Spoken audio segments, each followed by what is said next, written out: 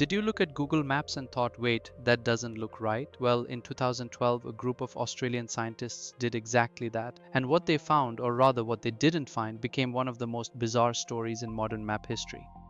Let me tell you about Sandy Island, an island that existed on maps for over 100 years. An island that Google Maps showed to millions of people, an island that when scientists went to actually visit it was not there at all, just open ocean. So how does an island that doesn't exist end up on Google Maps? Let's go back to the beginning. It all starts in 1774. Captain James Cook, the famous British explorer, is sailing through the South Pacific. He's near a place called New Caledonia between Australia and Fiji. And he notes something, a sandy island. He puts it on his chart. He calls it, unsurprisingly, Sandy Island. Now, Cook was a very good navigator. People trusted his charts, so when other sailors saw Sandy Island on his map, they didn't question it, they just copied it onto their own maps. Then other map makers copied those maps, and so on. For 100 years, Sandy Island just sat there on charts and maps, passed from one map maker to the next. Then in 1876, a whaling ship called the Velocity sails through that area. The captain reports seeing sandy islets and heavy waves breaking in the ocean. This matches what Cook had written, so the island gets added to even more maps. British maps, German maps, Australian maritime directories. By the late 1800s, Sandy Island is on almost every major map of the South Pacific. But here's the thing, other ships passing through that area are not seeing it. Sailors are looking for this island and finding nothing, just deep open water. So some map authorities start putting a little note next to Sandy Island, 2 letters, ED. It stands for existence doubtful. It's like the map world's way of saying, look, we're not sure about this one. In 1974, France officially removed it from their hydrographic charts. Other countries followed in the years after. Sandy Island was quietly fading away. But then the internet arrived, and with it, digital maps. Here's where it gets interesting. When people started building digital map databases in the late 1900s, they didn't start from scratch. They took existing paper maps and digitized them. They converted old cartographic data into digital form. And one of the main databases they used was called the World Vector Shoreline Database, a big global dataset of coastlines. The problem? Sandy Island was still in that data. Not because anyone checked, not because anyone sailed there, but because the error from 1774 had been passed down, copied again and again, and eventually got baked into this digital database. And once it was in that global database, it spread everywhere. Scientific data sets used it, mapping software used it, Google Maps used it.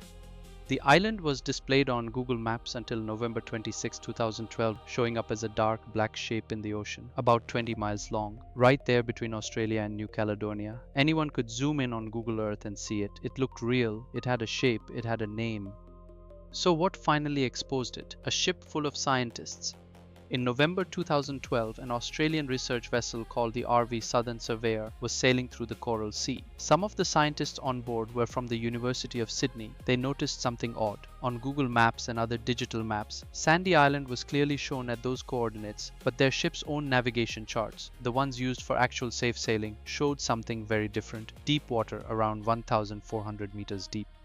Maria Seaton from the University of Sydney said, "We wanted to check it out because the navigation charts on board the ship showed a water depth of 4,300 feet in that area. Very deep, it's on Google Earth and other maps. So we went to check and there was no island.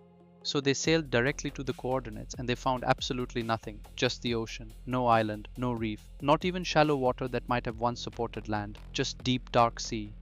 One of the scientists, Stephen Micklethwaite from the University of Western Australia said, "We all had a good giggle at Google as we sailed through the island." They reported their findings, and within days the island was removed from Google Maps, and the National Geographic Society also officially struck Sandy Island from all their map products. Just like that, an island that had been on maps for over 200 years, gone. Now you might be thinking, okay, this is a funny story, but how does this actually happen? How does a fake island survive into the age of satellites? The answer is something called data propagation. When one source has an error and that source becomes the foundation for many other sources, that error travels. It doesn't matter how many times you copy a mistake, it's still a mistake. And in the case of Sandy Island, that original error from the 1700s just kept getting passed along generation after generation, database after database, without anyone ever physically going there to check. This is actually a known problem in cartography. Old maps used to include something called trap streets, fake roads put there on purpose to catch copyright thieves. If someone copied your map and included the fake road, you could prove they stole your work. Some people think Sandy Island might have started as something like this, but most experts think it was simpler, just an honest mistake by a sailor in 1774 that got copied way too many times.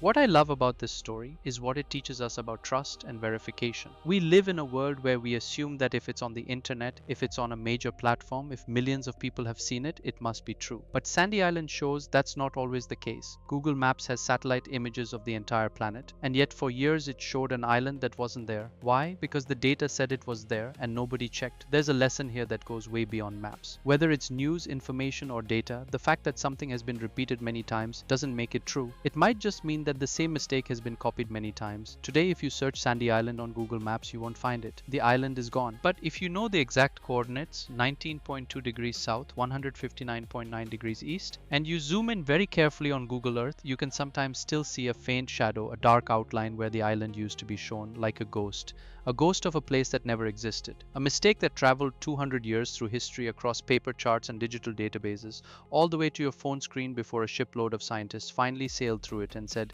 "There's nothing here." And that to me is one of the strangest and most fascinating things about the world we live in. The map is not always the territory. Sometimes the map is just a very old, very well traveled mistake.